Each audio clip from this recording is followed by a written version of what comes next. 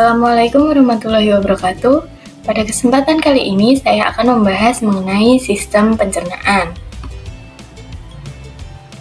Sistem pencernaan sendiri merupakan proses pemecahan makanan menjadi molekul yang lebih sederhana yang melibatkan organ serta kelenjar pencernaan. Nah, sistem pencernaan sendiri dibedakan menjadi pencernaan mekanik serta pencernaan kimiawi. Pencernaan mekanik merupakan pengubahan makanan dari yang awalnya kasar menjadi halus dengan bantuan gerakan alat-alat pencernaan seperti gigi serta lambung. Yang kedua, pencernaan kimiawi merupakan pelarutan makanan oleh enzim pencernaan sehingga mengubah makanan yang memiliki molekul besar menjadi molekul yang lebih kecil. Selanjutnya, proses pencernaan sendiri, yang pertama itu ada ingesti. Ingesti merupakan proses mengambil makanan ke dalam sistem pencernaan dengan cara melalui mulut. Yang kedua ada mastikasi, merupakan proses mengunyah untuk menghancurkan makanan dan mencampurnya dengan air liur.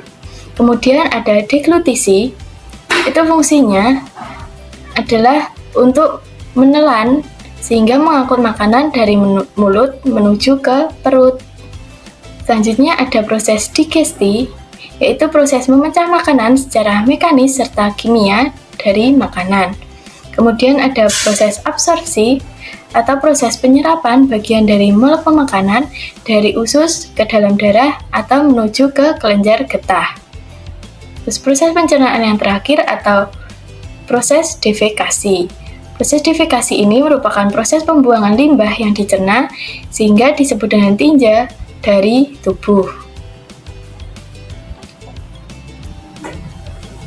Alat-alat pencernaan tadi dibedakan menjadi saluran pencernaan dan kelenjar pencernaan. Saluran pencernaan sendiri tersusun atas rongga mulut, esofagus, ventriculus, intestin, kolon, rektum, dan anus.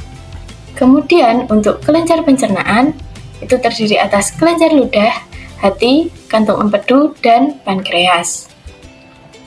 Yang pertama adalah mulut. Di dalam mulut ini terjadi pencernaan secara mekanik serta kimiawi.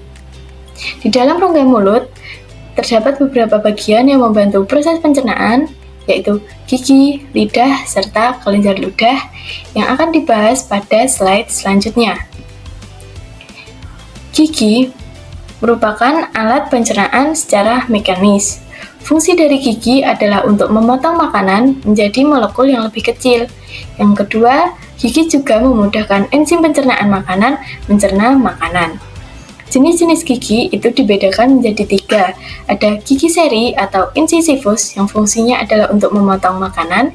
Yang kedua ada gigi taring atau caninus yang fungsinya adalah untuk mengoyak dan merobek makanan. Yang ketiga ada gigi Graham atau molar premolar yang fungsinya adalah untuk mengunyah makanan. Selanjutnya terdapat lidah. Lidah ini tersusun atas otot lurik yang dilapisi oleh lapisan epitel berlendir. Di dalam lidah itu terdapat reseptor perasa, di mana rasa manis itu dirasakan pada ujung lidah, rasa asin itu di tepi depan lidah, asam di tepi belakang lidah, serta pahit di pangkal lidah. Fungsi dari lidah adalah untuk mencampur dan menelan makanan, mempertahankan makanan saat dikunyah, sebagai alat pengecap karena mengandung reseptor, sebagai mencampur dan mengaduk makanan dengan ludah, dan mendorong makanan masuk menuju ke esofagus. Selanjutnya terdapat bagian kelenjar ludah yang fungsinya adalah untuk menyekresikan saliva yang mengandung enzim amilase.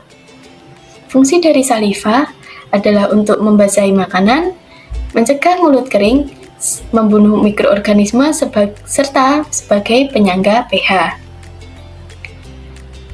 Kelenjar ludah ini dibedakan menjadi 3. Yang pertama ada kelenjar parotis yang terletak di dekat telinga, kelenjar sublingualis itu di bawah lidah, dan kelenjar submandibularis di bawah rahang. Organ selanjutnya adalah esofagus atau kerongkongan. Esofagus ini merupakan saluran yang menghubungkan mulut menuju ke lambung. Di dalam esofagus ini terjadi pencernaan secara mekanik. Di saluran atas itu terdapat bagian yang disebut dengan faring yang merupakan percabangan menuju rongga hidung, kerongkongan, dan tenggorokan. Nah, di faring ini terdapat bagian yang disebut dengan epiglotis. Epiglotis ini merupakan sebuah katup yang dapat membuka serta menutup.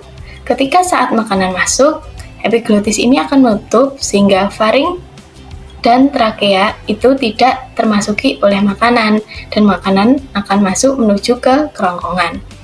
Pada esofagus juga terdapat gerakan peristaltik yang merupakan gerakan kontraksi dan relaksasi untuk mendorong makanan.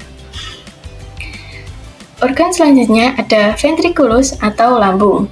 Di dalam lambung ini terjadi pencernaan secara mekanik serta kimiawi. Pencernaan mekanik itu karena ada gerakan peristaltik dari lambung sehingga bolus tercampur dan teraduk. Kemudian pencernaan kimiawi ini dibantu oleh getah lambung seperti asam lambung atau HCl yang fungsinya adalah untuk membunuh bakteri, mengaktifkan enzim pepsinogen sehingga mengubahnya menjadi pepsin. Yang kedua ada enzim pepsin yang fungsinya adalah untuk mengubah protein menjadi pepton. Yang ketiga ada renin atau kaseinogen yang berfungsi untuk mengubah kaseinogen menjadi kasein. Yang keempat ada gastrin yang berfungsi untuk merangsang sekresi getah lambung. Nah, bagian-bagian dari lambung yang pertama ada kardiak atau lambung atas, yang kedua ada fundus atau lambung tengah yang membulat, yang ketiga ada pilorus atau lambung bawah, yang keempat ada rugae atau lapisan yang melindungi dinding lambung dari asam lambung, yang kelima ada sphincter esofageal yang berfungsi untuk menjaga agar makanan masuk tetap berada di lambung. Yang keenam ada sphincter pylorus yang berfungsi untuk menjaga makanan tidak keluar sebelum pencernaan selesai. Bagian selanjutnya adalah pankreas. Pankreas ini terletak di dalam lambung. Pankreas memiliki fungsi utama untuk menghasilkan enzim yang akan memecah glukosa, lemak, serta protein. Nah, di dalam pankreas ini akan dihasilkan enzim berupa amilase yang akan mengubah amilum menjadi glukosa, tripsinogen yang akan diaktifkan dengan enterokinase menjadi tripsin, kemudian tripsin ini akan mengubah protein menjadi peptida dan asam amino, serta lipase akan mengubah lemak menjadi asam lemak, serta gliserol. Selanjutnya, terdapat hati. Hati ini berfungsi untuk menghasilkan cairan empedu yang membantu proses pencernaan lemak dan penyerapan nutrisi. Hati juga berfungsi dalam metabolisme karbohidrat serta protein dan pengatur kadar glukosa serta asam amino. Selanjutnya terdapat kantung empedu. Kantung empedu adalah organ kecil yang berbentuk seperti buah pir yang terletak di bawah hati. Peran utamanya adalah untuk menyimpan dan memekatkan empedu. Empedu sendiri merupakan cairan yang berwarna hijau kekuningan yang berfungsi untuk mengubah lemak menjadi asam lemak. Selanjutnya ada intestin atau usus halus. Fungsi utama dari usus halus adalah untuk menyerap sari-sari makanan. Biasanya usus halus itu akan menyerap karbohidrat, protein, serta lemak. Usus halus sendiri dibedakan menjadi tiga bagian. Yang pertama ada duodenum atau usus 12 jari. Yang kedua ada yeyunum atau usus kosong. Dan yang ketiga ada ileum atau usus penyerapan. Nah, di dalam usus 12 jari ini terdapat dua saluran yang menuju ke kantung empedu dan pankreas. Saluran yang berasal dari kantung empedu ini berisi cairan empedu yang dihasilkan oleh hati yang berfungsi untuk mengemulsikan lemak. Kemudian yang dari pankreas ini akan menghasilkan getah pankreas seperti amilase, ripsinogen, ripsin, dan lipase. Kemudian, bagian usus halus selanjutnya adalah yeyunum atau usus kosong, yang terdapat beberapa enzim seperti enterokinase yang berfungsi untuk mengaktifkan tripsinogen, laktase mengubah laktosa menjadi glukosa, erepsin mengubah pepton menjadi asam amino, maltase mengubah maltosa menjadi glukosa, disakarase mengubah disakarida menjadi monosakarida, peptidase berfungsi untuk mengubah polipeptida menjadi asam amino, sukrase mengubah sukrosa menjadi glukosa dan fruktosa, lipase mengubah trigliserida menjadi gliserol dan asam lemak. Bagian selanjutnya ada ilium atau usus penyerapan. Di dalam ilium itu terdapat villi yang fungsinya adalah memperluas permukaan usus, sehingga proses penyerapan zat makanan itu menjadi lebih sempurna. Bagian selanjutnya, kolon atau usus besar.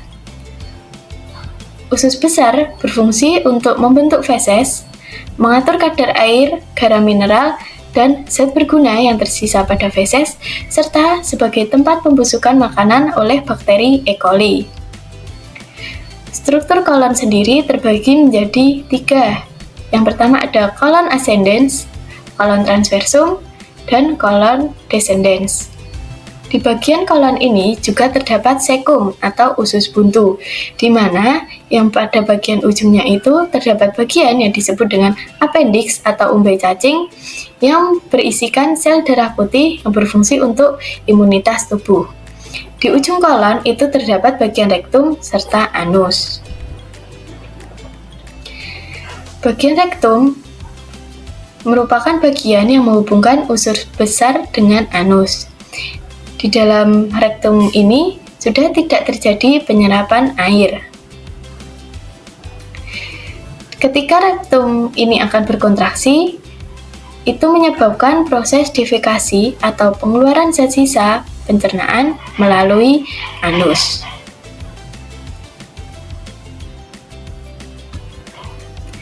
Sekian penjelasan mengenai sistem pencernaan. Thanks for watching. Wassalamualaikum warahmatullahi wabarakatuh.